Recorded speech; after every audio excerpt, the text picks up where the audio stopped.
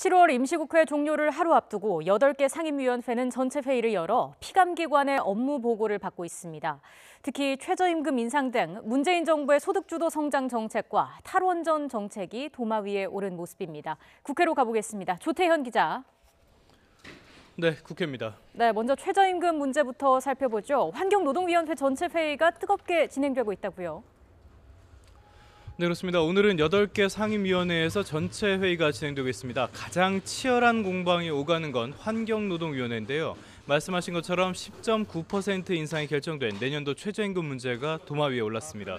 더불어민주당은 최저임금 인상과 노동시간 단축을 통해 내수와 소비 활성화에 대한 대안을 마련한 것이라며 소상공인의 어려움은 대기업의 갑질, 그리고 카드 수수료 등 불공정한 경제 구조가 문제라는 입장을 고수했습니다.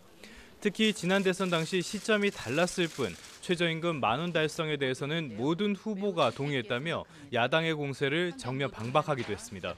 김영주 고용노동부 장관 역시 본사 갑질 등 소상공인의 어려움을 해결할 대책을 논의하고 있고 최저임금 탓에 경제가 어려워졌다는 지적에는 동의할 수 없다고 강조했습니다. 반면 야당은 일제히 집중 포화를 퍼부었습니다. 자유한국당은 물론이고 바른미래당도 최저임금 인상과 근로시간 단축을 너무 급격하게 시행하면서 소상공인이 심각한 타격을 입고 이에 따라 올해 신규 취업자 수가 2009년 이후 최악으로 전망되는 등 고용 쇼크가 우려된다고 지적했습니다. 야당은 최저임금을 재심의하고 소득주도 성장 기조 자체를 수정해야 한다고 비판했는데요. 김영주 장관은 재심의 요구와 관련해 요청을 면밀히 살펴보고 조치하겠다고 답했습니다. 네, 그리고 정부의 탈원전 정책과 관련해서도 여야의 공방이 이어지고 있다고요. 네, 그렇습니다. 이 과학기술정보방송통신위원회에서는 탈원전 정책을 둘러싸고 여야의 의견 충돌이 벌어졌습니다. 이 1994년 이후 최악의 폭염이 이어지면서 전력 예비율이 상당히 위험한 수준까지 떨어졌기 때문인데요. 집권여당인 더불어민주당은 탈원전 정책에 대한 부정적인 여론이 확산될 수 있다는 점을 우려하는 모습입니다. 그러면서 이 정책 기조 자체에는 변함이 없어야 한다고 강조했습니다.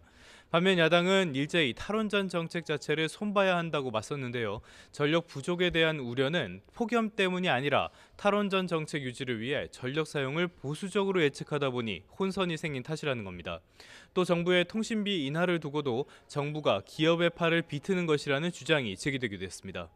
국방위원회에서는 방위사업청을 대상으로 마린원 헬기 추락 사고를 둘러싼 질타는 물론이고 어제 기무사 문건과 관련한 진실 공방의 여진도 이어지고 있습니다.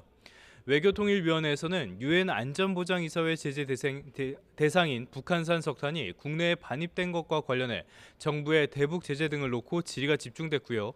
인사청문특별위원회에서는 이동원 대법관 후보자에 대한 청문회도 진행되고 있습니다. 지금까지 국회에서 YTN 조태현입니다.